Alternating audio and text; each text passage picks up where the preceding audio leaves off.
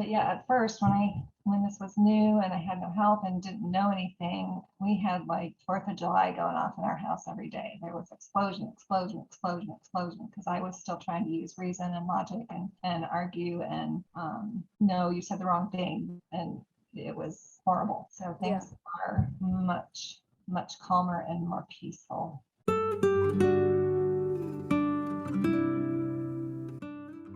My name is Tamyra. I'm in Virginia, and I'm caregiving for my spouse, Terry, who just turned 60, and his diagnosis is frontotemporal dementia.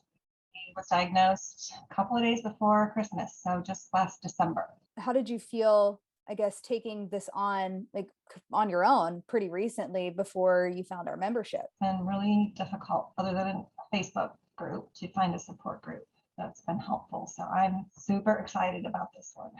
That's awesome.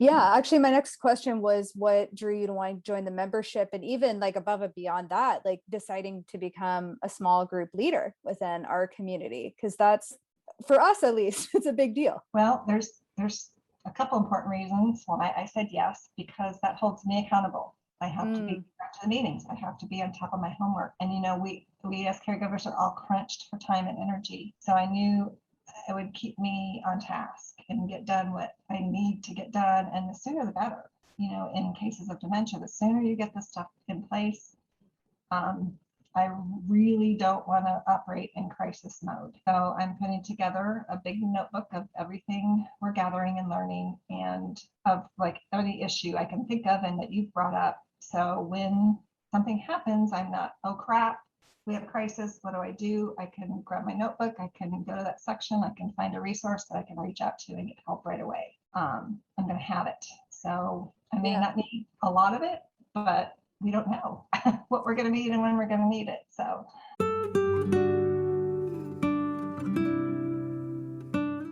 group leader thing was selfish for me. It keeps me accountable to doing the work and getting what I need to take care of us.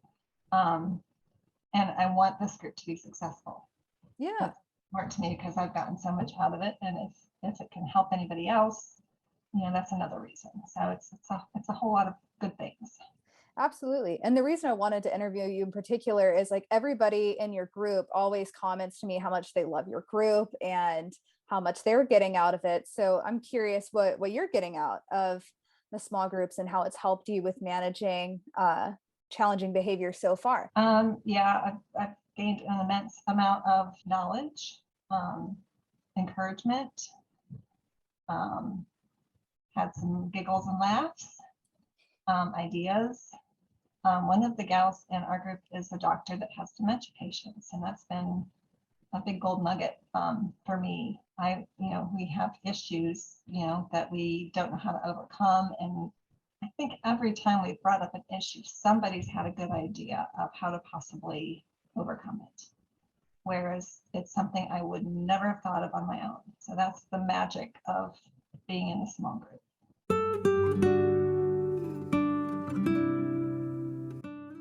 And the last Q&A was on that, and that was a huge help to me because, I've had kids, I know redirection. So what I was doing though, how I was doing it was making things worse. Because he was like, I was like, let's do 180. Like he would be talking about something. I'm like, oh, it's going to rain. So then you pointed out, yeah, well, he's feeling like you don't listen to me, you don't care what I think, and creating a lot of animosity. So learning how to do it properly, where you don't just do 180, where you enter into the conversation and then, slowly change the subject is working much better. Well, thank you so much for sharing your experience. I think your tips and your advice and your experiences are going to be really valuable for a lot of other caregivers. Thanks from you guys. So oh goodness, pat on the back, and thank you for this group. It's been awesome.